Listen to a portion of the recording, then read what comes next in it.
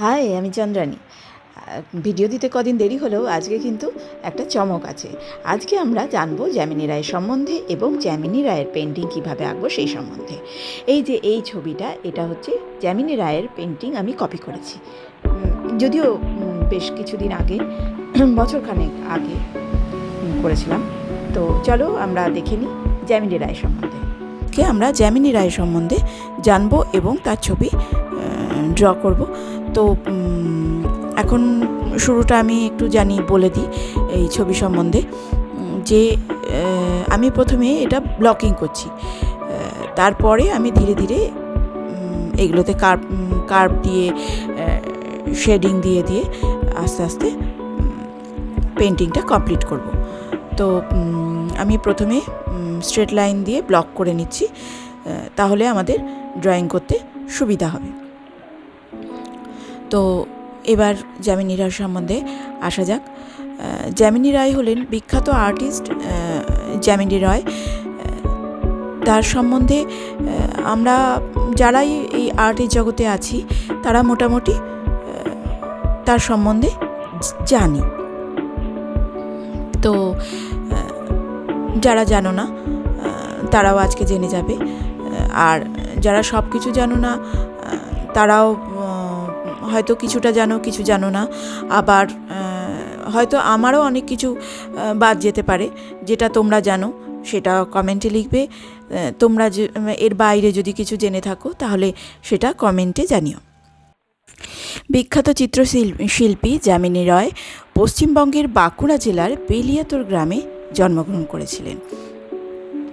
তো তার বাবাও ছিলেন আর্টিস্ট।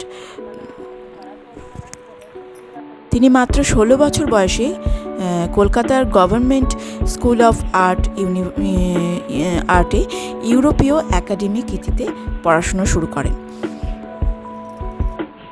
সেই বয়সে তিনি পাশ্চাত্য রীতি তাকে ভীষণভাবে আকর্ষণ করে, এবং এটা স্বাভাবিক, আমাদেরও যেটা হয়, আমরা যেটা ভালোবাসি সেটা ভীষণভাবে ভালোভাবে দক্ষতা সেই বিষয়ে অর্জন করি।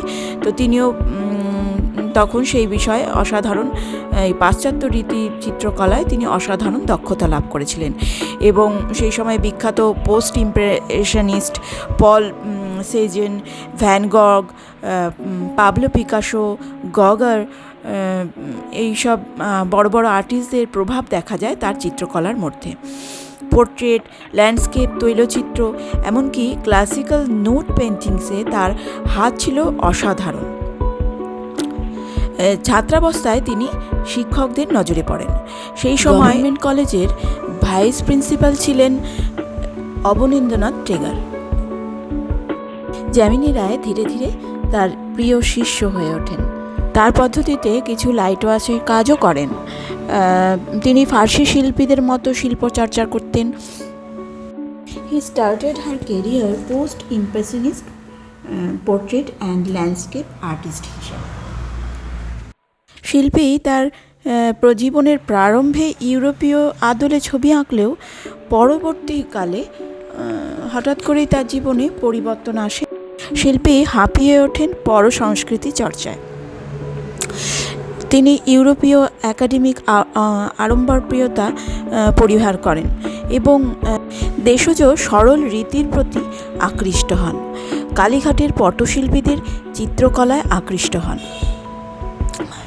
তার বিষয় তখন হয়ে ওঠে গ্রাম বাংলার সরল মানুষের জীবন, তাদের দুঃখ কষ্ট, তারপরে ফোক আর্ট। তার ক্যারেক্টারগুলোর চোখগুলো হতো বড় বড় এবং অভিব্যক্তিপূর্ণ, যা ফোক আর্টের প্রধান বৈশিষ্ট্য। তার মতে শুধু সম্ভ্রান্ত পরিবার নয়, সাধারণ মানুষের ঘরে ঘরেও যেন শিল্প বাস করে। তার জন্য তিনি তার ছবির যাতে দাম কম হয় সেই জন্য তিনি ভূষকালি, খড়িমাটি, বিভিন্ন লতাপাতার রস, ফুলের রং এইসব দিয়ে ছবি আঁকতেন। তার ফলে তার চিত্র সাধারণ মানুষকেও ভীষণভাবে আকৃষ্ট করত। এবার আমি আমার একটু ছবিতে চলে আসি। ছবি কমপ্লিটে ড্রয়িং কমপ্লিট হয়ে গেছে। এবার শেডিংয়ে এসেছি। শেডিং করার সময় দেখো আমি পাশে ভ্যালু স্কেল রেখেছি এবং সেই ভ্যালু অনুযায়ী আস্তে আস্তে আমি শেডিং করছি। এই ভ্যালু স্কেল, তারপরে শেডিং, এই সব সম্বন্ধে তোমাদের আমি এখনও সেরকমভাবে এগোইনি। পরবর্তীকালে আমি যেমন এর পরের ভিডিওটা আমি ওয়ার্ম আপ নিয়ে দেবো, তারপরে আস্তে আস্তে আমি এগোতে থাকবো পরবর্তী ভিডিওগুলোতে। তো এবার আমি এই ভ্যালু স্কেল কী, শেডিং কী, এই সব সম্বন্ধে আস্তে আস্তে আমি দিতে থাকবো। তো ড্রয়িং সম্বন্ধেও আসবো। তো এবার আমরা চলে আসবো তার ছবি কী করে পরিচিতি লাভ করে, কী কী পুরস্কার পান সেই সম্বন্ধে। 1938 সালে ব্রিটিশ ইন্ডাস্ট্রিতে যামিনী রায়ের প্রথম চিত্র প্রদর্শনী হয়। পরিচয় নামক কলকাতায় এক ত্রৈমাসিক সাহিত্য পত্রিকায় তার শিল্পকৃতি আলোচনার ফলে তার ছবি পরিচিতি লাভ করে।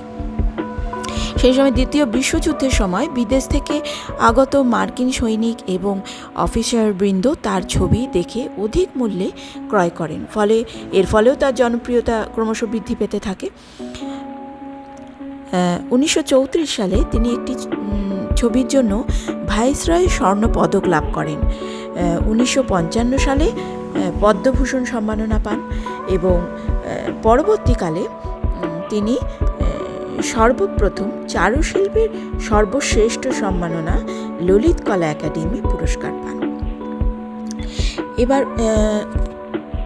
যামিনী রায় শেষ জীবনে মূর্তিচিত্রের চোখকে প্রাচীন গুজরাটি পটচিত্রের অনুকরণ রূপে অঙ্কিত করেছেন। এতে ছবির ফর্ম, ডিজাইন, রং একই হওয়ায় ছবির গুরুত্ব বেশি বেড়ে যায়। তার ছবি অধিক জনপ্রিয় হয়ে ওঠায় তিনি দেশে বিদেশে বহু প্রদর্শনীতে সম্মানিত হয়েছিলেন। তিনি কলকাতার বিশ্ববিদ্যালয় হতে ডিলিট উপাধিতে ভূষিত হন 1956 সালে।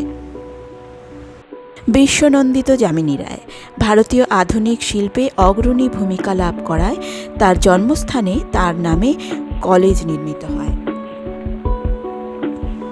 আজকের ভিডিওতেই আমরা যামিনী রায় সম্বন্ধে অনেক কিছু জানলাম এবং তার ছবিতে আমি যা যা অ্যাড করছি, এই ধরো ভ্যালু স্কেল, শেডিং, এই যে যা যা দেখছো তোমরা, এই সম্বন্ধে, তার ড্রয়িং, এই সব সম্বন্ধে, মার্কিং, এই সব সম্বন্ধে আমরা পরবর্তী ভিডিওতে ধীরে ধীরে জানবো।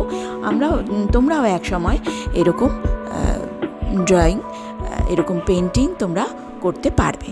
তো আজকের মতো এখানেই শেষ করছি। তোমাদের কিসে অসুবিধা, কি জানতে চাইছো, ড্রয়িংয়ের কি সম্বন্ধে জানতে চাইছো আমাকে জানাও, কমেন্ট করো, হোয়াটসঅ্যাপ করো। আর্টের সঙ্গে থাকো, আর্টকে ভালোবাসো।